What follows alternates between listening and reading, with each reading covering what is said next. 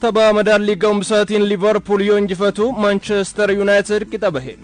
Kaleessa deeggartoota malee istaadiyeemii cufaatti Stoke City waliin kan taphate shaampiyooniin England Liverpool goolii 5-0 injifate.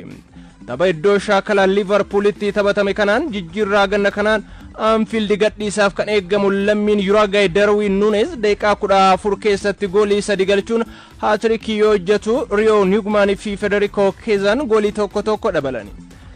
Tapha kanaan jijjiirraa ganna kanaatiin Liverpooliif kan mallatteessan Florian Wirtz fi Mamar Darwishin boqonnaan dura yoo taphatan boqonnaadhaan booda Milos Kerkize fi Jermaine Frimpong taphataniiru. Liverpool qophii gannaaf taphattoota 29 qabachuun kaleessa gara Asia yoo imalu Federico Chiesa garicha keessaa hambifameera. Sanbata Sweden Stockholmitti Leeds United waliin kan taphate Manchester United goolii malee qixa bahe. Matthias Cunha fi Diego Leon tapha sanbataa kanaan yeroo jalqabaatiif The Red Devils Manchester United tajaajilaniiru.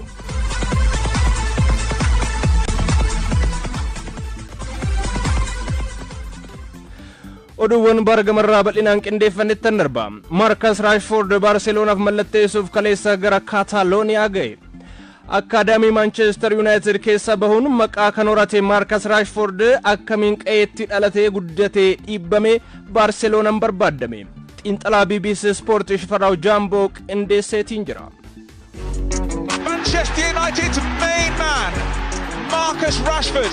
Manchester United's top scorer this season finds the net. Old Trafford'tti Neymar haaraan dhalateera. Morkattoonni Manchester United kan fuuldura hin dhaabanne akkaadaamii Manchester United biqile jedhame. Lewis Van Gaal gurbaa umrii 18 akka xiyyaa furguugfamu tapha cimaa morkattoota Manchester United yeroo hundumaa kan ta'e Arsenal irratti jalqabarraa taphachiisan. Marcus Rashfordis goolii 2 Arsenal irratti galche akkasiin onnee deeggartoota Manchester United keessa seene. Taphataan sarara fuuldura Manchester United Marcus Rashford baroottan lamaan darban jireenya bu'aa bayii keessa jira. Taphataan akka malee itti abdatame amma qe'ee Manchester United hin barbaadamu jedhame kilaboota biroon narraa fudhadhaa jechuun bara darbe eegalee naanna'aa jira. Lammiin England ganna 27 Rashford maaltu muudannaan qe'een isa biqilchite Old Trafford akkasiin jibbite. BBC Sportiif kan barreessan Brendan Mitchell, Simon Stone fi Adam Millington akkas jedhu dubbii jabduun Marcus Rashford gara kufaatii geessuu kan eegalte bubbultee jedhu. Taphataan Lewis Van Gaal carraa kennee fi leenjistoota akka Jose Mourinho fi Ole Gunnar Solskjaer jalatti yeroo dinqii dabarse waggoota arfan darban karaarraa goree jedhu. Ergaa Ole Gunnar Solskjaer Manchester United gadi lakkise Rashford baroota dorgommii lamaan darban waggaatti goolii 20 galchee hin beeku. Caalatti erga bara darbe Ruben Amorim leenjisaa Manchester United ta'anii Rashford Manchester United keessatti taphataa hin barbaadamne keessa kan jalqabaa ta'e. Erik ten Hag jalatti taphattoota murteessoo kilabichaa waliin wal dhabdeen eegale gara xumuraa irratti Rashfordittis darbe. Ruben Amorim tapha darbii Manchuaniin ala akkuma godheen Rashford taphataa ga'umsa hin qabne isa taphachiisuu irra leenjisaa gargaaraa isaa fi goolii eegdota ganna 63 kan ta'e taphachiisuu naawwaja jechuun qeeqe. Sana booda amajjii darbe Rashford ergisaadhaan Aston Villaadhaaf kenname. Aston Villa keessatti dorgommii hundumaan goolii 4 galchee kubbaa 6 kamijjeesse Rashford gara Manchester United deebi'uudhaaf fedha akka hin qabne ibsaa turuun amma dhugaa ta'e. Manchester United keessatti taphataan hin barbaadamne kun gara Barcelonaadhaa maaliif deemeen gaafii jabduudha. Shaw looking to place it for Bruno Fernandes across to Rashford.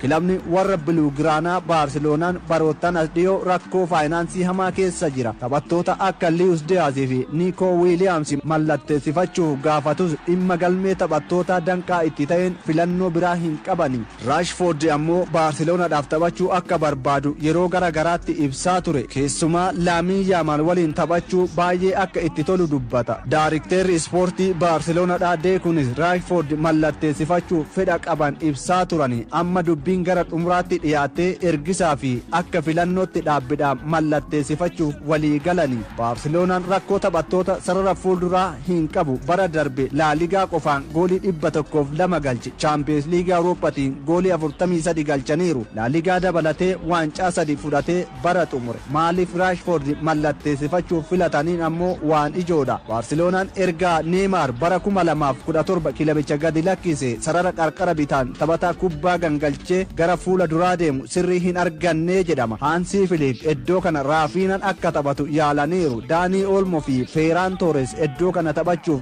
hin barbaadan kun raashfoord qarqara lamaan akkasuma lakkoofsa 9 taphachuu danda'u carraa banaa jedhu dabalataan Roobert Lewaandoskiin amma umrii 37 guuteera bara dhufu taphoota hundumarratti carraan taphachuu isaa shakkiidha kanaaf Hansii Filiik raashfoord Raafiinaa Laamiin Yaamaalii fi Lewaandoskii waliin qindeessanii taphachiisuudhaaf ni barbaadu jedhama raashfoord Baarseloonaa keessatti ga'umsatti deebi'uu danda'aa fi kilabicha madaalaa kan jedhus waan biraa eegamuudha bara 2016 irraa eegalee taphoota 426 Maanchiistar Yuunaayitid taphate goolii 138 kan galche raashfoord umurii 27 irratti argamuu fi muuxannoo taphoota jajjaboo irratti qabaachuun xiiqiidhaan Maanchiistar Yuunaayitid keessaa dhiibamee Baarseloonaadhaaf taphachuun abbaa carraa gochuu danda'a jedhamee eegama dabalataan ammatti Baarseloonaan ergisaan bituuf bara itti aanu ammoo dhaabbii gochuuf yaade xumura yoo itti toluu baate ammoo waliigaltee dhaabbii kana dhiisuu danda'a kun isaan abbaa carraa gochuu danda'a jedhu xiinxaltoonni kubbaa miilaa kunneen ragaa taphattoota tapha isaanii irratti hundaa'uudhaan kan xiinxalu Optas raashfoord fi taphattoota 3 sarara fuulduraa Baarseloonaa waliin madaalchiseen bara darbe raashfoord kubbaa gara goolitti yaaluudhaan sadarkaa arfaffaadhaa jedha taphattoonni sadeen isa caalu garuu carraa goolidhaa uumuudhaan Raafiinaa qofatu raashfoord caala kun ammas carraa biraa raashfoord fi Baarseloonaa ta'aaf eegama kunis ta'u Old Trafford dhiibamuun kaampinootti hin milkaa'u jechuu miti taphattoonni as dhiyoo Maanchiistar Yuunaayitid ba'anii kilaboota biroo keessatti milkaa'an ammoo agarsiiftudha Maaktoomine Antoonii Saanchoo fi Greenwood fakkeenya gaariidha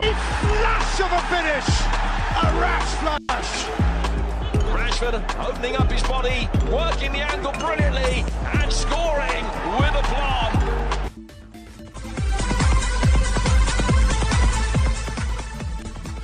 odeeffannuma walqabatuun Manchester United qorannoo fayyaa Brian Mbeumo xumureera guyyoota 50 oliif jijjiirraan Brian Mbeumo xumuramuuf kan harkifate Manchester United kaleessa garuu taphatichi Carringtonitti argamuun qorannoo fayyaa goolabe Manchester United waliigalaan paawundii miliyoona 70 Brentfordiif kaffaluuf yoo waliigaluu gatii ka'umsaa paawundii miliyoona 65 waggaa 4 keessatti ni kaffala lammiin Kaameruun umrii 25 kun waliigaltee waggaa 5 hanga bara 2030 Old Trafford isa tursiisu yoo mallatteessu Manchester United waggaa tokkoon waliigaltee isaa dheeressuufis filannoo qaba taphoota 136 Brentfordiif taphateen goolii 42 galchuun 28 mijeessuun kan kenne Brian Mbeumo bara darbe goolii 20 galchuun 7 mijeessuun kennuun Ivan Toney booda taphataa Brentford bara dorgommii tokkoon goolii 20 ol keessatti hirmaateedha Brian Mbeumo Matthias Cunha paawundii miliyoona 62.5 Wolves irraa Manchester Unitediif mallatteessanitti aanuun taphataa jijjiirraa ganna kanaatiin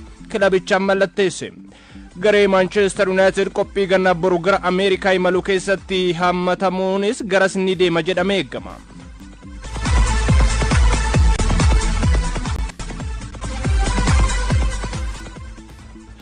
Manchester United Victor Gyokeres Arsenal jala butuudha fi karoora dhiyeeffatus fedhii taphatichaa waan beekuuf gaaffii hin dhiyeessine jedhame Liverpool Hugo Ekitike Galatasaray Victor Osimhen mallatteessifachuuf dhiyaataniiru guutuun saakunooti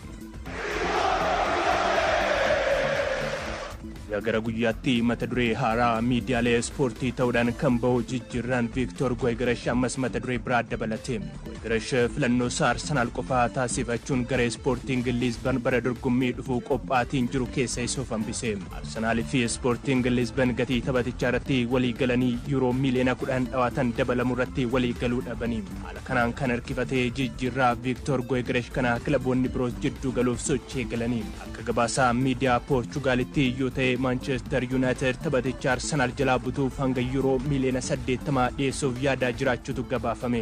Garuu akka gabaasa miidiyaalee birootti yoo ta'e dubbi fixxoonni Manchester United fi kilaboonni Saudi Arabiyaa Victor Goigaresh Arsenal jalaa akka fudhataniif gaaffii dhiyeessanis Manchester United taphatichi fedhiinsa Arsenaliif mallatteessu akka ta'e waan beekuuf gaaffii hin dhiyeessine jedhame.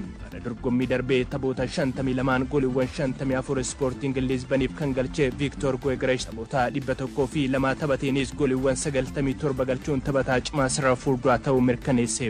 Daareektar ispoortii Sporting Lisbon Federico Varandaan eenyuyyuu kilabaa Olimotii Goigaresh walii galtee waggaa 3 nu waliin qabaa kanaaf wanti nu dhiphisu hin jiru jedhanii. Kilabiin isa barbaadu mallaqa jijjiirraasaaf maluu kaffaluu adabbii cimaa fi garichaa dhiifama gaafachuun furmaata akka argatu jechuunis akeekkachiisanii. Jiraan ilma isaanii harkifachuu isaan abbaan Victor Goigaresh bo'uun yoo gabaafamu kanaan booda murtoo Arsenaalitu eegama.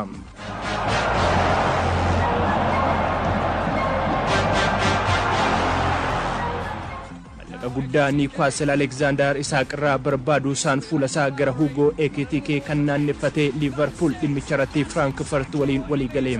Miin France Hugo Ekitikenis gara Liverpool imaluudhaaf filate.